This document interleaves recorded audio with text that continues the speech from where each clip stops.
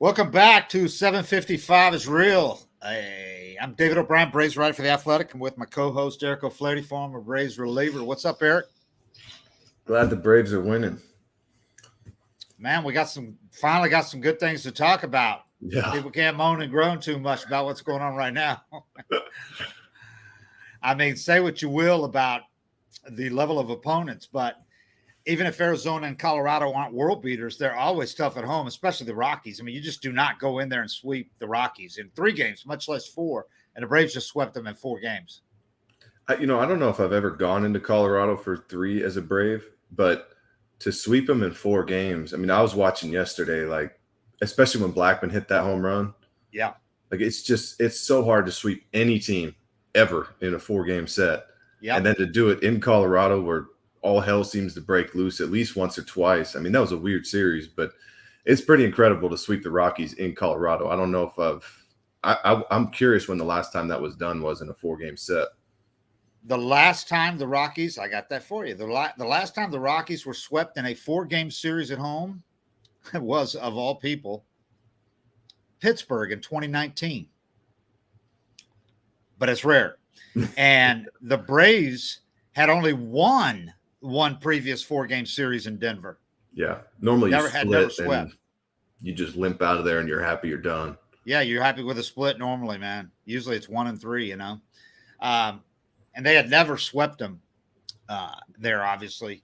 They only swept them one time, and that was in Atlanta. But so yeah, I mean, it's rare. And the Rockies this year had one of the better home records in baseball before the Braves came to town. They actually had a good home record. So it was impressive, man. And the way they did it, they have the team meeting before they start this road trip with the 2 bad games in Phoenix, which they blew. Meltdowns, so sloppy games, bad defense, bullpen blew it. Then they have a team meeting before the series finale. I'm not usually a guy that's big on team meetings, but in this case, I think it was warranted given, you're 1/3 of the way into the season and just not playing the kind of baseball you're supposed to play.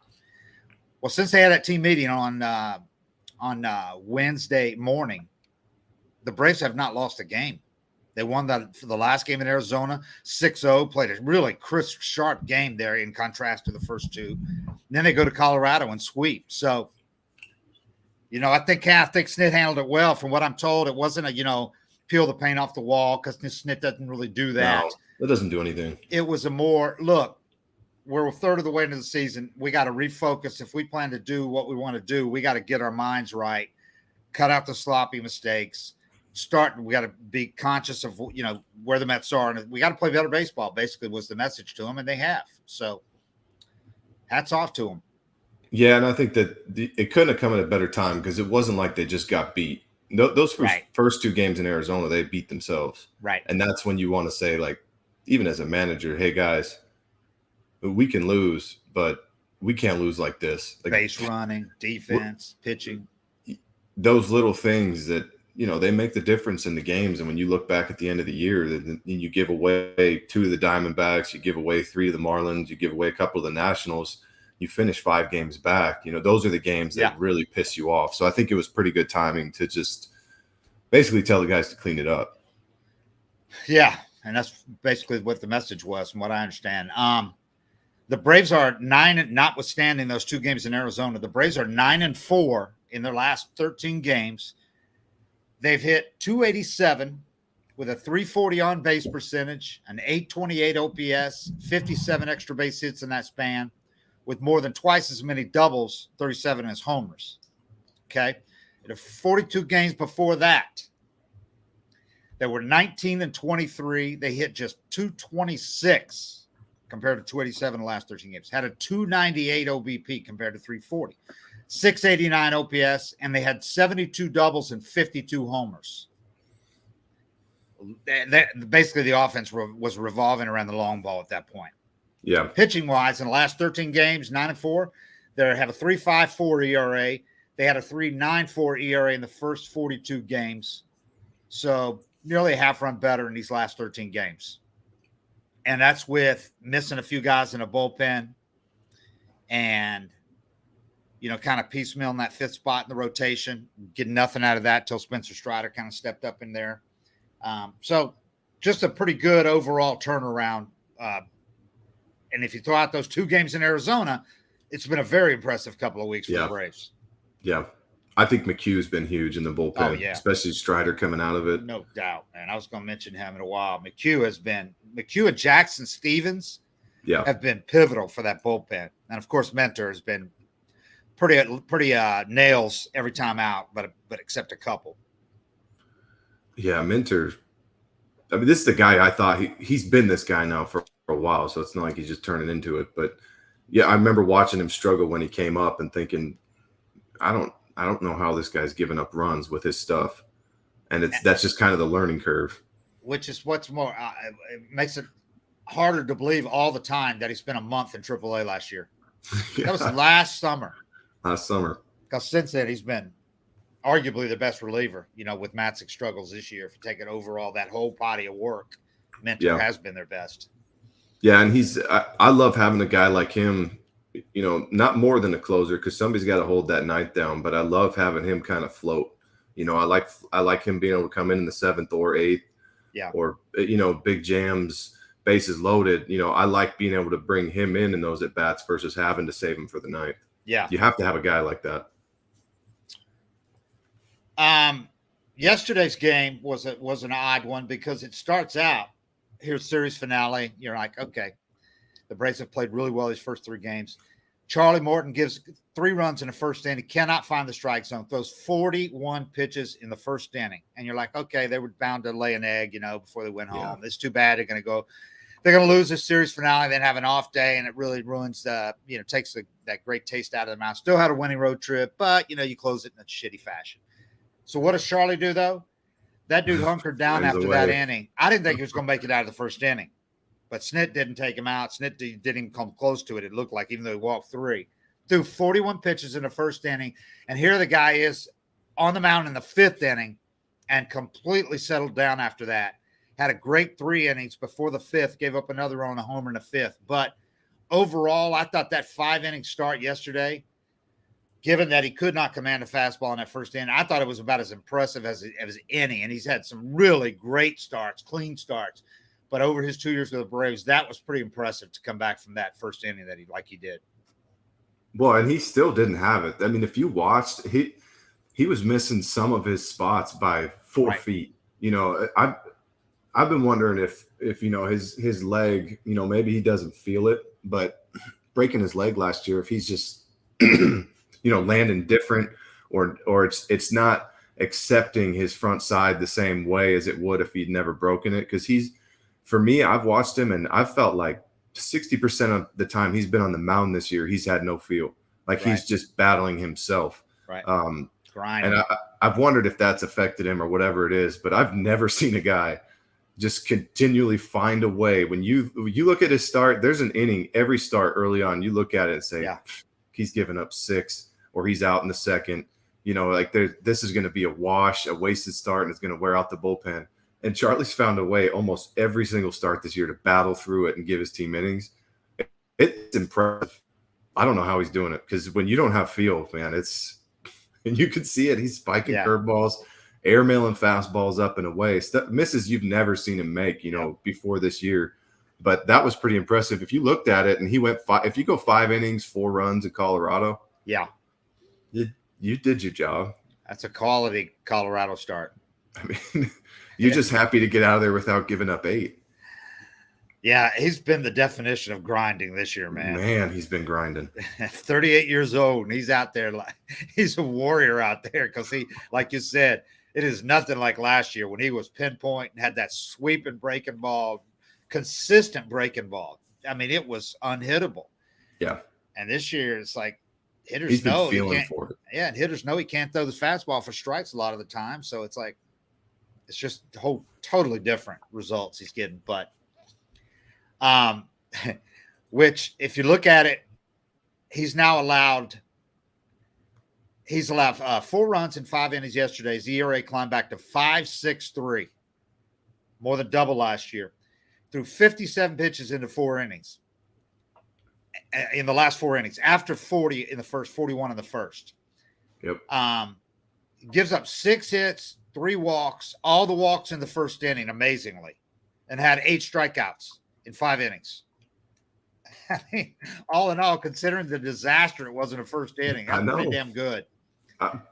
It's so easy to cave, especially, it's one thing if you're making pitches and getting hit. Yeah. But when you have no clue where the ball's going on the mound and you're pitching in Colorado, it's so easy to just look at the dugout and be like, get me out of here. And he hasn't done that once. He's just continually found a way to just battle through. And it's the most impressive thing for me that I've seen him do, because I know how hard it is to pitch when you have no clue where the ball's going. And you could see it even when he starts rolling, he'll still get, 0-1 on a guy and fire a fastball 12, 15 inches off the plate. He's trying to throw a strike and then come back with a spike curveball. Now he's 2-1 and he gets to 3-1 and he finds a way to get the guy to ground out or pop up or come back in the count and strike a guy out. But he's the definition of just gritty grinder, just veteran this year. Last 6 starts, the Braves have won 5 of his past 6 starts. I mean, I don't think it's coincidence. They are inspired by this dude, man. But he's 3-0 with a 4.70 ERA in that stretch. The Braves runs totals in those 6 games: 9, 6, 5, 8, 7, and 8. Well, that helps. There's a lot of people that would kill for that kind of run support. Yeah. Like a couple of those Marlins pitchers. Yeah. Alcantara would be 8-0. Yeah, no doubt. All right, some other things, really, because there's a lot to be encouraged by. Unlike our previous podcast, there's legitimately a lot to be encouraged by about this Braves road trip. Ronald Acuna, he goes 4 for 5 on Sunday, 3 runs and a homer, and it was a monster homer. Line drive, 441 feet to left field, just a rocket off the bat, 112 miles an hour, 4 hits, master career high. He went 17 games and over 80 plate appearances without a homer. But on this trip, I really thought he began to look like the Acuna that we've become accustomed to, at least for a lot more of his ABs during this trip. Yeah, that's kind of what I was thinking watching him. He's starting to hit those pitches he hits, but I don't even think he's locked in yet, because I've watched him hit a lot of balls, middle of the way, and he's fouled them off. He's gotten his pitch a lot on this road trip and still kind of missed it. Yeah. I mean, he still raked the whole trip, but I think he's still going to get even better this year. Yeah, I agree.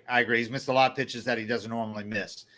The other good thing about the other encouraging thing, maybe the most encouraging thing, he started and played the full game in 6 of the 7 games on the road, 4 in right field, 2 at DH, and that was only because of the fake grass at Arizona. I think he would have probably played all those games in right field.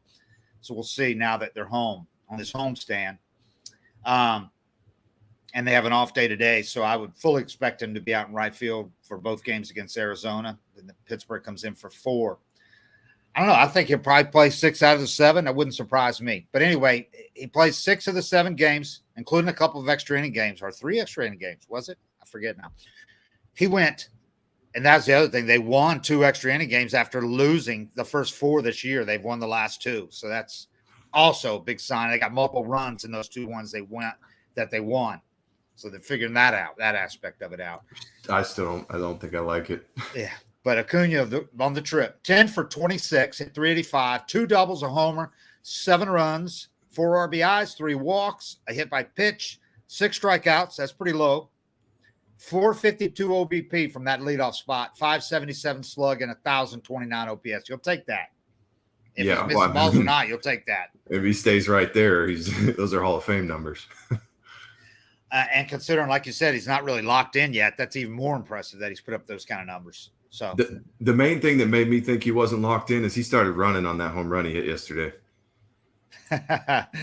He didn't slow down until it got out, and he hit that ball 440. Well, he still managed to do the full repertoire of yeah. But off the bat, he wasn't sure if he got it or not. That's just how much raw, crazy power he has, because he knew he hit that ball with some topspin, even though he crushed it and wasn't sure if it was going to get out, and it went out by 50, 60 feet. Yeah, that was a bomb. He did the silencer this time appropriately because it was on the road. Yep. He's making adjustments. The Coors crowd did not appreciate that. Yeah, he had a bat flip. He had the Euro step at third. And then he did the silencer. I don't know what else you can pack in there. Well, Walbert asked him just that. What else can you do on this thing, as a matter of fact? And he said on the next one, he wants to do the Trae Young ice tray thing. Ice tray celebration where Trae Young does this. Probably the worst thing that could have happened was LeBron giving him a shout out after he did the silencer. I thought the same thing. Don't feed him. Well, anyway, it's a show, man. Yeah. Can't say it's not a show. Cameron, do you want to do some ads real quick? Or you want to wait? No, we can do them right now. All right, go ahead. Oh, and I forgot to say, if you guys are watching us on YouTube, make sure to check out our sponsors in the description. Now, go ahead, Cam. Sorry. Beautiful. Yeah, make sure to do that. And with Father's Day right around the corner, there's no better gift to give Dad than the gift Omaha Steaks and the Dads Want Steaks package. If you visit omahasteaks.com, use our promo code 755REAL. The number's 755 and REAL. For just $99, you can purchase a package of 16 mouth-watering entrees that your dad is sure to love, like tender bacon-wrapped filet mignons, gourmet jumbo franks, air-chilled boneless chicken breast, and for a sweet finish, delicious caramel apple tartlets. There's so many more options to choose from. Not only do you get to choose from those 16 mouth-watering entrees, but you get 8 free Omaha Steaks burgers. They are bigger and better than ever. A whopping 6 ounces each. You're going to need a second, maybe even a third grill to cook all of them. And not only that, if you aren't satisfied with Omaha Steaks' food, which I don't know why you wouldn't be, they have 100% money back guaranteed, so you have nothing to lose. Make sure you take advantage of the Dads Want Steaks package. Use our code 755REAL at omahasteaks.com and give the gift the dad wants. Steaks from Omaha Steaks. And David is doing a wonderful job timing this out, refilling his coffee. Make sure, if you guys haven't already, make sure to subscribe to us on Apple, Spotify, Overcast, wherever you get your podcasts. Also, if you want to read all of David's work on the Athletic website, make sure to visit theathletic.com/755isreal. You get a tidy discount there.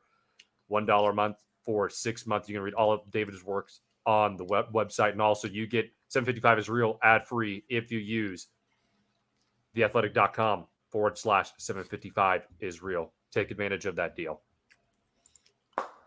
All right. I timed it well. Kind of. Got to finish eating my barbecue pistachios. Oh, you ad-libbed there? Yeah, for a moment. It's all right.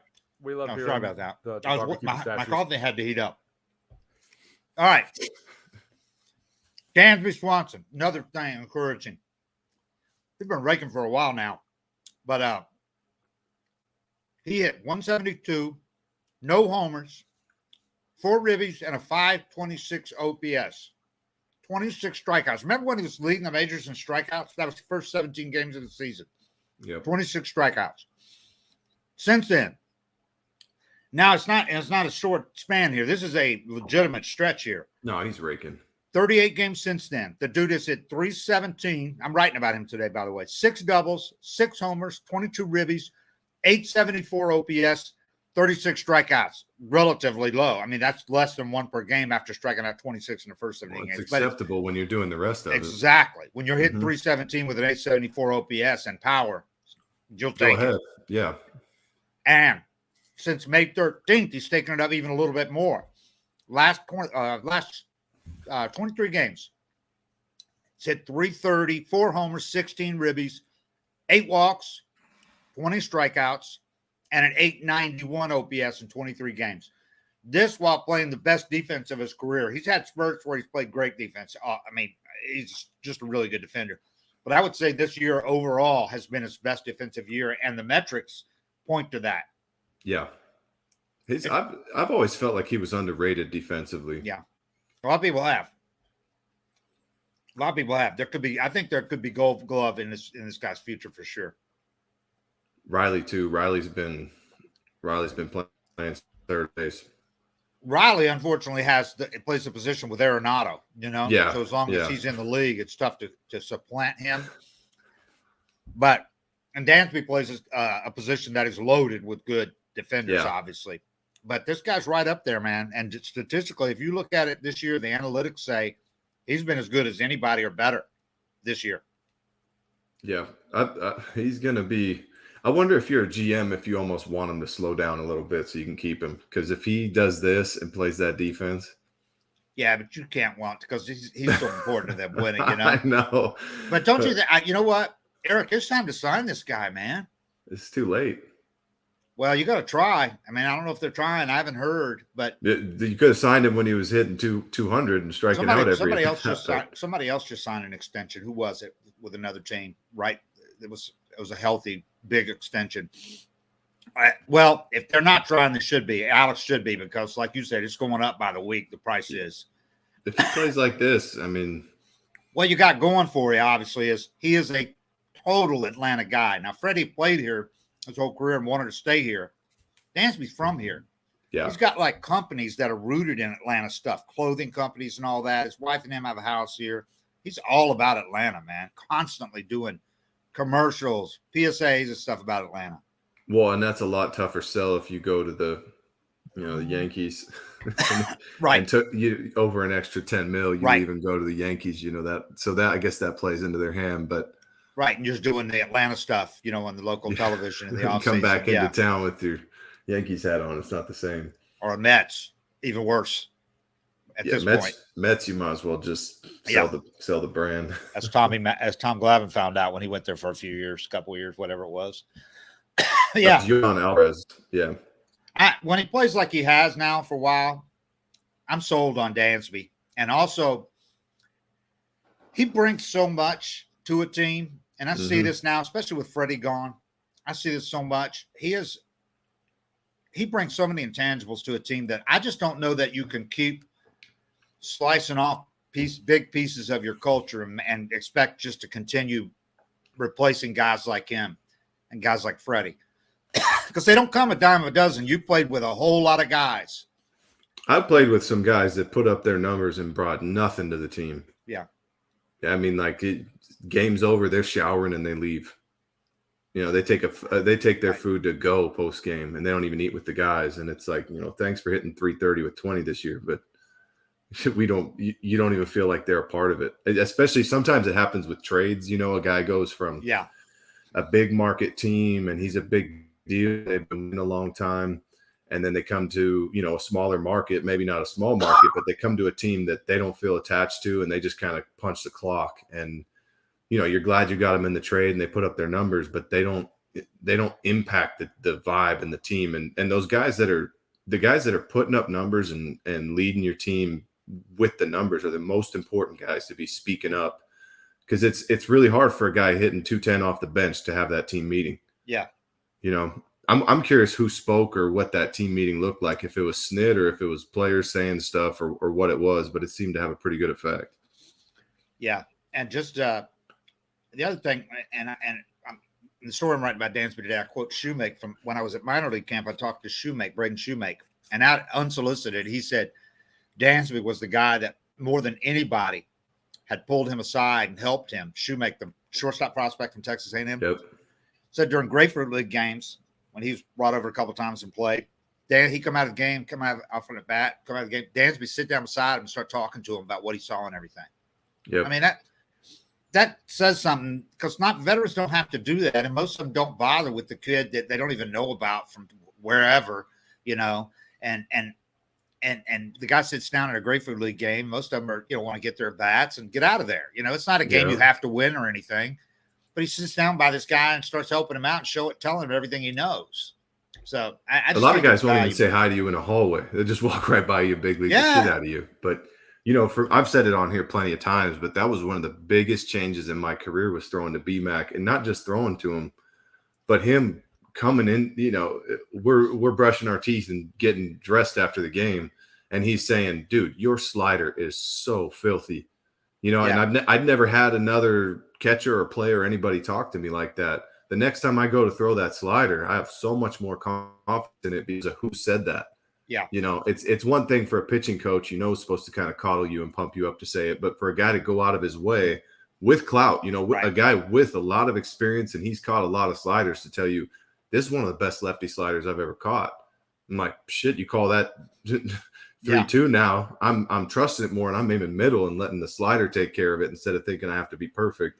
And that's kind of that's a big shift that's happened in the game, and why I think you see so many more young guys come up and produce is because young guys come up now, and instead of getting hazed and big leagued and acting like they don't belong, right. They got guys taking them under their wing and pushing them forward. And I think overall, I think Atlanta's one of the better organizations for that. No doubt. There's no doubt. And they did that when they had Acuna coming up and knew they were going to rely so much on a couple of these prospects. And they're like, yep, we don't want to walk around on eggshells and worrying about shit they shouldn't worry about. We just want to play the best because we need them. But yeah, just going back to Dansby one more time. Austin Riley is like one locker apart from him in the clubhouse. So they sit there, they talk a lot. But Austin said during the game, he is like constantly looking over to Dansby and asking Dansby questions about like almost every batter. You think a bunt, you think a chance. And Dansby fills him in. He said the guy's so smart. He knows he's a quarterback. Yeah. He called him the captain of the infield. Yeah.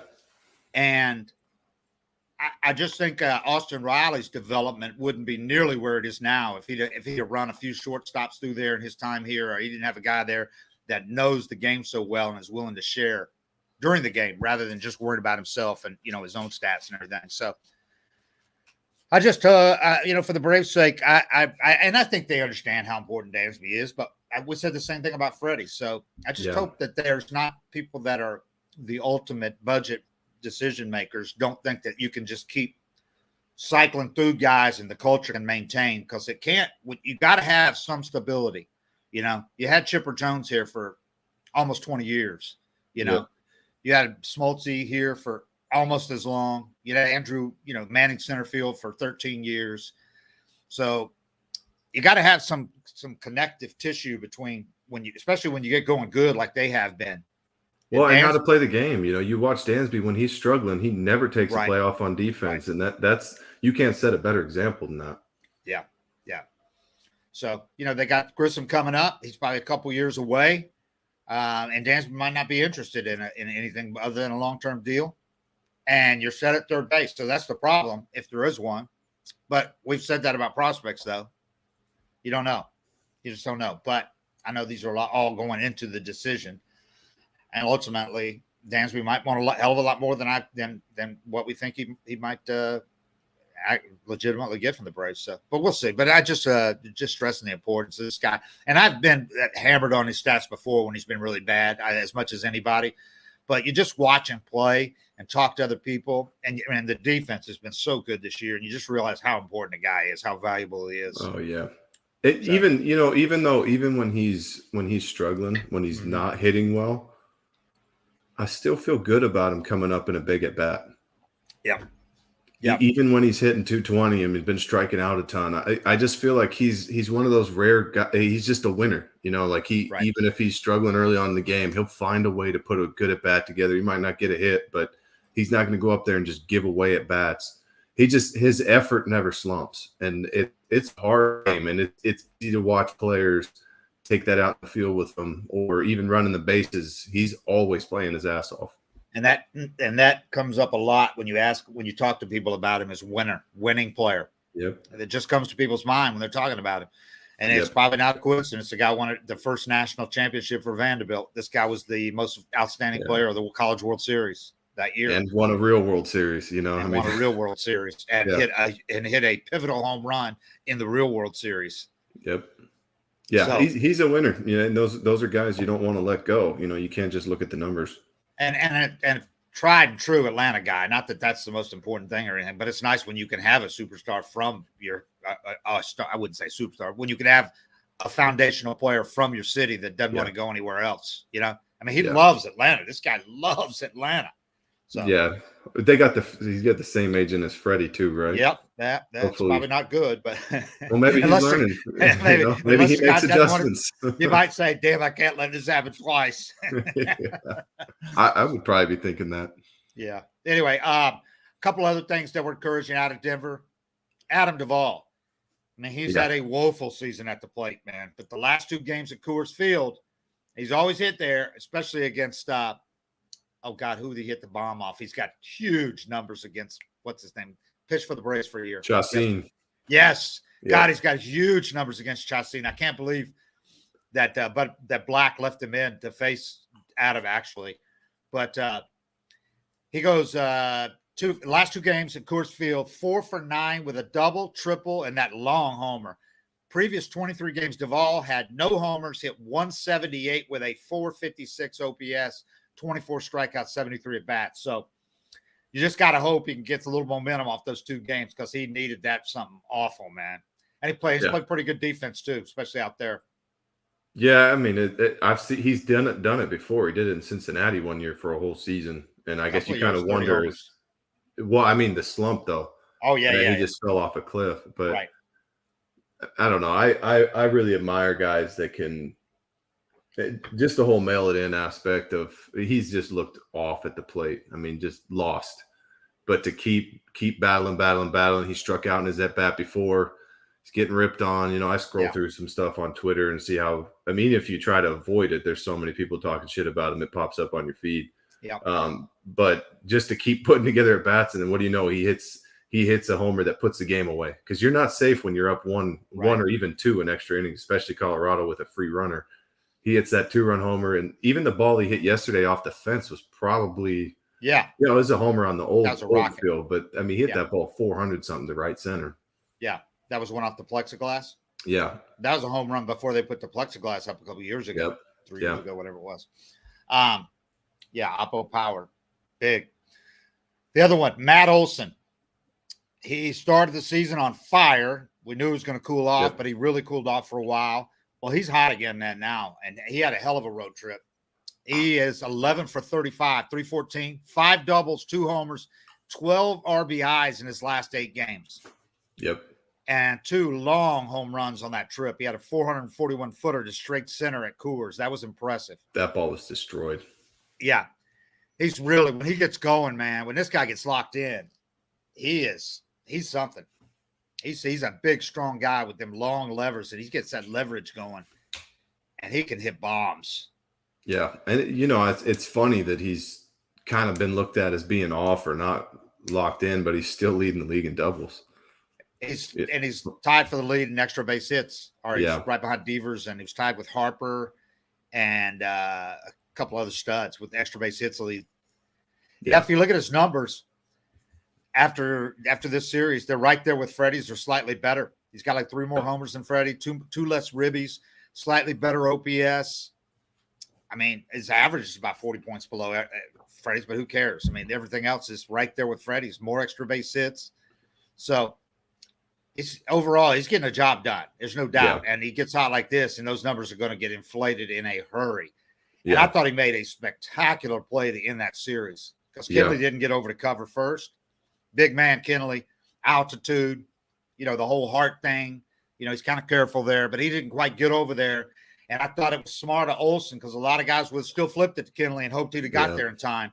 Olson tucked that ball, made a run, dashed to first base, dove, which you had to, or he wouldn't have got him.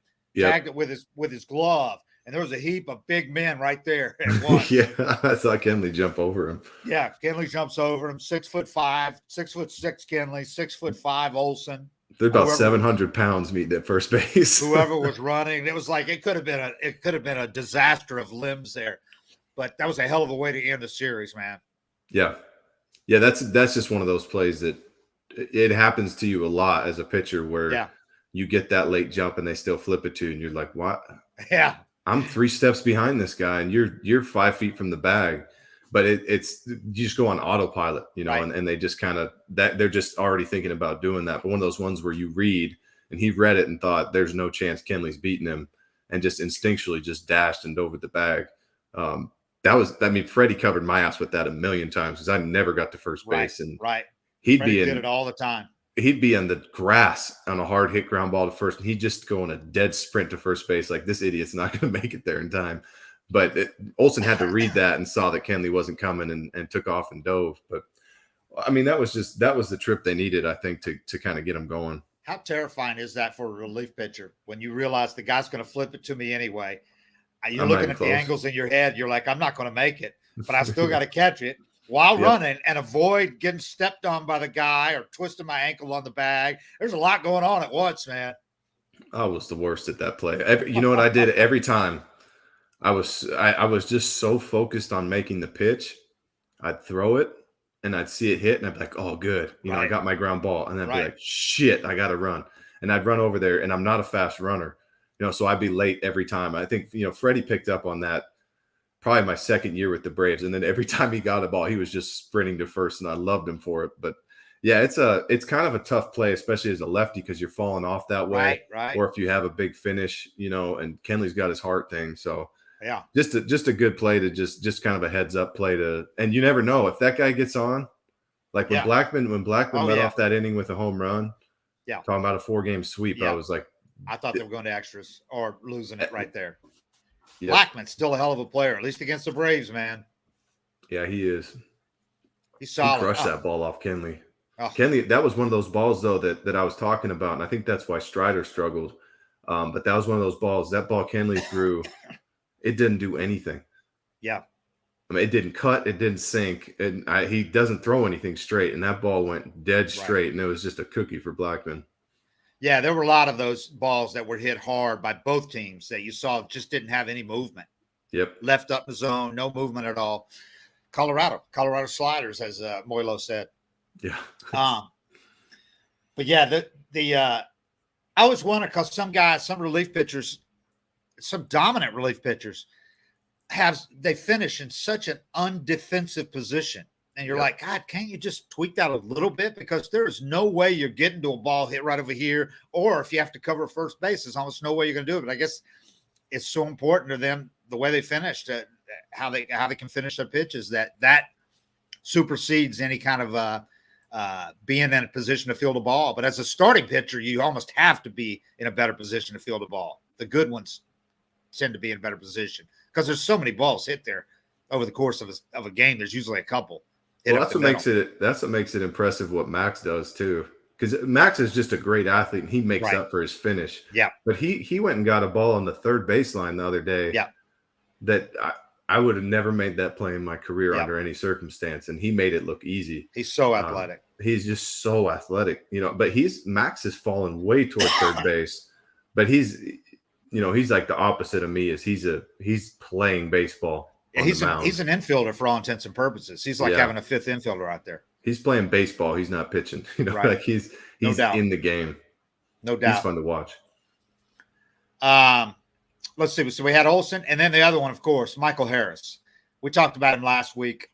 He took it up a notch on this trip. We thought, once he got away from the ballyhoo, being brought up, hometown, all his fans, his family in the crowd, and just getting used to it. It's just crazy. He flew from Pensacola, 6 a.m, no sleep, plays his first 2 games. We thought when he went on the road and got in a hotel, away from family, get some sleep. Yeah. Sure enough, he played his ass off on this trip, man. Yep. The defense has been spectacular. But after going 1 for 9 in his first 3 major league games, he's hit 320 in his last 6, 8 for 25, 3 doubles, 3 RBIs, 786 OPS in 6 games. I couldn't be more impressed than I am with this guy. The defense has been off the charts. Gets to everything. Great speed. He looked a little antsy at the plate his first few games, but his defense, just how casual he's getting the balls and comfortable he is, you can tell he has no nerves at all in the field. Yeah. Made some great catches. And, I was a little worried about his swing when I saw it, just wondering if he could get to high fastballs. Yeah. Because he's got such a downward plane to his swing, but he hit a couple pitches up in the zone hard. Yeah. They made an adjustment. I think that was it. Yeah. When they were in Arizona, he worked with the hitting coaches. And we kind of talked about his bat, like, if it's there, right, good. But the more I've watched him swing, he's going to start creeping down that order, especially as he gets comfortable. I mean, his defense is so good. If he hit 250 with a little bit of power, that'd be fine this year. But he's better. He's much better than that. No, he's going to be the superstar you were telling me. It's crazy, man, because I can't even relate to when you talk about a guy having no nerves at all in the outfield because a little antsy at the plate in his first ABs. But that special athlete that separates major leaguers from others. Yeah. He's out in the field, and there's 40,000 people yelling and everything, and a ball's hit a fly ball at Coors Field, which is the hardest center field to play in baseball. And there's no nerves, there's no nothing. He's just instincts take over. He goes and gets the ball, and I just can't even relate to that. With the difference between a big leaguer and a really good minor leaguer, or the guy that was so good in high school or whatever. But it's just a different. It is different athletes, man. And it's just one of those, I think it's like when Acuna came up, they're so damn good at the game that they've never really had to try. And your instinct when you get called up is to try to do more, try to be better. And then you're distracted with all this stuff going on. You got more adrenaline than you've ever played with. I mean, the biggest challenge when you get called up is just to play your game and play the same game. Slow the game, make sure the game's slowed down. That's why I never get hyped up about prospects, because I feel like the biggest test is once that 40,000, that second and third decks in the stadium, once that atmosphere changes and they don't change and they're not overwhelmed by it, that's when I start believing in prospects, because there's so many guys that they have all the tools and they come up like the Kelnick guy with the Mariners. Yeah. He's got every single tool. He's got power. He's got a great swing. There's no reason he should be struggling the way he is, but he's overwhelmed by the level. You know, it's not – the pitching's better. You get exposed if you have a hole. But overall, the biggest hurdle is just being comfortable in the environment and being yourself. And Harris, for me, watching him doesn't look – like Kyle Wright, we saw that deer in the headlights look with him. When he'd get in trouble, you could see the game speeding up on him. The game looks like it's the same speed for Harris as it's always been. Yeah, and he's out there so comfortable that he's still wearing his he has his collection of headbands and he's still wearing them, the cartoon ones and everything. I mean, to have the kind of confidence and be so relaxed that you're thinking I can still do that, rather than I'm gonna put that aside for the first month I'm in the big leagues. I'm just gonna play, put my head down, but to still feel confident enough to put that on. I'm gonna put this one on. Which one I'm gonna wear today? And then go out and do what you're doing. Impressive. Yeah, Impressive. and Special kid, man. He is. You don't want to give it – it's kind of ridiculous to think that would matter to guys, but feeling cool, it's a big deal as far as confidence goes. And I think that's another one of those big changes that's happened in the game, where if your headband makes you feel cool and you play your ass off with it, throw that thing on and go catch the ball. Yeah. That type of stuff really shifted in the game. And I think that's a big reason why you see so many more young guys come up and succeed right away, is because nobody's telling them, like if they told Acuna, you can't wear all that yellow. Right. He feels cool in it. Right. Right. If you can say what you want about it. He's honoring Venezuela, and they let him do it. Yep. Yeah. I admire the Braves for doing that. I don't know if it's I wouldn't have felt the same way 10 years ago, but it's not hurting anybody, and he likes doing it. And then you see Contreras do it too, because he's from Venezuela.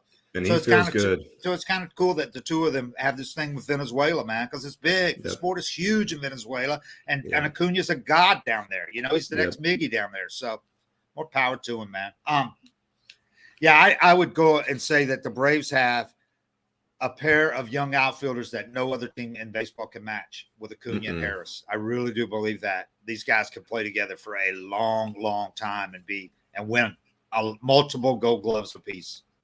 That's pretty special. Having both of those guys, I mean, you can shade them so far toward left field, and they can still cover. It takes pressure off the left fielder a lot. But there's going to be a lot of games where the other team's shaking their head because they went up and they hit balls hard. Yeah, and they felt like they should have got their knocks, and they're out. And there's nothing more discouraging for hitters than hitting a bullet in the gap, and some guy who's just a freak athlete just runs it down and takes that hit away. And anybody that was worried about trading Pache, Ray, they come to town. Oakland comes to town this week for 2 games. And now that they got Harris, I don't think anybody's going to be going, oh, man, we should have traded Pache. Because, this guy plays the same level of defense, or pretty close, right there with him, and hits twice as much. So yeah. Well, hey, Pache is going to hit 5 homers in this series just because that's how it works. But the former team card, as Nick calls it. Yeah. But, yeah, Harris is I tell you what, man, Harris is the guy that I think the Braves, like they did with Acuna and Ozzie, need to get signed to a long-term extension really early in his career. Oh, I'd be slipping little pieces of paper in his locker every day if I was AA. Really early. I don't think this offseason is too early. No, especially if you get the Ozzie deal. There's basically no risk. But even an Acuna type of deal, if he plays his ass off this year and you want to take a gamble, it could save you a lot of dollars long term. Buy out the 5 more years before free agency. Yeah. And then a couple of free agent years. I'd do it. I don't think there's any risk with this kid at all. At all. Okay, last to wrap this up. We talked about how they had a 17 games in 17 days. They got through that stretch pretty good, pretty well considering. And they have this period they're in the middle of, like 29 games against below 500 teams. Well, the next 12 for the Braves are against the A's, Pirates, Nationals, and Cubs. All those teams except the Pirates are at least 10 games under 500. That same period, the Mets, who just split with the Dodgers, the Mets were impressive winning these last 2 days, man. They ain't going anywhere. They are tough. The Mets got to face the Padres, Angels, Brewers, and Marlins during that same stretch that the Braves are playing those 4 crappy teams. The Braves really need to gain a few more games on them during this stretch. And then you got a real manageable 5-6 game deficit as opposed, or 4 or 5 game deficit as opposed to the 8.5 that it still is, even after you had this good road trip. Yeah. Well, I think that the key is to not take these teams for granted, you know, because I was watching the Dodgers got swept by the Pirates at home. You know, I mean, how about that? It's insane, but it's kind of one of those things where it's easy to take a team for granted. I mean, it would happen to me in my career a lot. You know, we'd go Phillies, Dodgers, or something like that when both of them were at their peak, and I'd have 6 great appearances. And then you go into Miami and the stadium's dead, and they're not, you know, they're doing whatever they're doing, and you kind of go into the games asleep, which might have been, you know, that might have been kind of something that happened those first 2 games in Arizona. You feel like you're catching a breather, and then you realize, shit, we're still playing a Major League Baseball team. Yeah. But for this next stretch there, they need to treat it like they're playing the Mets every game. You know, it's something you can't really take for granted. But if they were to get the lead down to 4 or 5, now you're putting some serious pressure on the Mets to keep it up. Yeah, because the Mets did what they had to do while the Braves were on this best stretch they've had all year. The Mets are still a game more ahead of them than they were 2 weeks ago when they were 7.5. Now it's 8.5. That's how the Mets are damn good, man. They went out to Dodger Stadium and came back in a couple of games and won those last 2 games out there impressively. That's what I hate about them. Yeah. I hate that they're winning games they're not supposed to. You're not supposed to be down late in LA and win that game. And that's probably what scares me the most about them, is that they kind of have that magic the Braves have had, you know, that made you believe in the team, where they get these late comebacks. They don't give up. That to me signifies a really strong clubhouse and you know, that team chemistry we always talk about. Yeah, and you just look at them. You look at them celebrating, coming back. They have no bearing. They have no resemblance to what they've looked like in recent years. They're not playing with that New York pressure. Did you see Dave Roberts tried to bring a position player in? Yes. How about Buck, man? Yep. I didn't know that rule. I didn't either. And apparently Buck didn't even call them on it. The umpire knew the rule. Yeah. Everybody just assumed Buck doesn't miss anything. But I think the umpire knew the rule. I didn't either. Yeah. It's got to be a 6-run game either way, because remember the who was it used? The Cardinals used guys. They used Yachty and Pujols up big. So, but if it's within 6, somebody told me it's because now that you have to have designated position players and pitchers on your roster, that you wouldn't be able to just call, you know, Josh Hader a position player and then still pitch him in a close game to get that extra pitcher on your roster. And so that makes a little more sense to me, but I still think it's ridiculous to punt a game only down 5 at home. Ridiculous, especially the way runs are scored now, the innings that people have. Ridiculous. With the Dodgers lineup. Yeah. I hate it. I love that the Braves have almost never done the position player pitching thing. I just call me old school, but I think it's like, at that point of the game, some people are amused by seeing Albert Pujols pitch or whatever, or Yachty, but you didn't pay your money to go out and see fun times. You know, the guys that you paid to see a major league game. You don't do the equivalent at the end of an NBA game or an NFL game. You know, you pay to see a game, man. You don't put Shaq at point guard. Yeah, it's just you're waving a white flag and just like craps and giggles, and guys are laughing. Not to mention what it does to stats. Guys hit a couple of bombs. It's like, those shouldn't even count, man. You're hitting a batting practice homer. Why should that count? Anthony Rendon hit a home run left-handed this year. Yeah, exactly. Off like a 55-mile-an-hour pitch. But the worst part about it was there was a no-hitter going. The dude was throwing a no-hitter for the Angels. Yeah. And, you know, the other team brings in a position player throwing 45 down the middle. Like, it turned a no-hitter into a complete clown show. Oh, my God. It's like a debacle. It's like, okay, so we got the most serious thing in the world going when that team's up, and then we're switching over here, and it's, hey, look at who we're bringing in. That was ridiculous. And every position player just throws 45 miles an hour now. I saw Simba pitch, and I was like, oh, I want to see if he can get up to 93 or something like that. He was throwing 50. Snit said the same thing. I've always wanted to see him pitch. Snit was like, they finally, Simba always begged to get in the game when he was here. They never used him. He goes, he gets in the game, you're waiting for him to throw gas. He's up there. 45. What are you doing, Simba? By the way, man, Pete Alonso, oh my God. This guy, he had 53 homers as a rookie. He's on pace right now. He might hit 60, dude. Yeah. The way he's going lately, he's got 16 homers and 54 ribbies in 56 games. Yeah, I know. 54. Oh my God, that guy's a beast. He's scary. He's scary in the box. 53 strikeouts and 212 at bats. You'll totally take it. Yeah. Well, yeah, with those numbers. He's the 3 outcomes guy right now. He got 16 homers of his 60 hits, 9 doubles. Actually, more singles than I would have even thought. Anyway. But anyway, the Braves, man, it's a good thing they did get going, because if they'd have gone out and had a crappy road trip, they would have came home 12 games down. Yeah.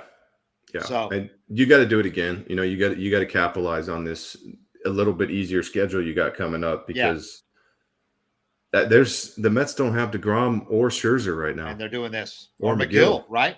Yeah. Yeah. So they got three top of the line starters coming back. Yeah. Yeah. And the Braves, you know, they could have Rosario coming back in another month or so. They could have Matzik going back, but he's not pitching yet. Throwing, I think he might have just started throwing in the last day or two. Yeah. But they need him. He's still a ways away. And you know, and we've talked about our guy. We don't know Soroka. You know, you hope he's back right after the All-Star break, but you don't know until he's in there. So yeah. They need to keep doing what they're doing. They just had their first winning homestand, and they followed that up with their first winning road trip. So that's a really good sign for the Braves at a time when they really had to. You can't afford to let the Mets go off double digits lead and just keep building it. So no, you got it from here on out. You got to be chipping away week after week. Away. You know, even if you get a game a week, tie a week, get a game, you have to start putting pressure on them. You can't let them play comfortable. And if you win every series, you can do that. Yeah. That's the way you do it. Win every series. You don't have to sweep like the Rockies, like they did the Rockies, but you needed to sweep the Rockies after losing 2 or 3 Arizona. You just need to go out and win 2 out of 3 every series. Yeah, and they're playing. I mean, they could have won every game on that road trip. You know, it's not like they got lucky or snuck it. They gave away 2 games and still had a great road trip. So they're playing really good baseball, and they're starting to look like the Braves again. All right. Well, we're going to do one of these things on Wednesday with room for you guys. So hopefully the Braves win, so you guys you won't be able to bitch about anything. That's my favorite part when they win. Is thanks. We don't have to stay still early anymore. We appreciate it, everybody. Thanks a lot. 755 is real. We're out.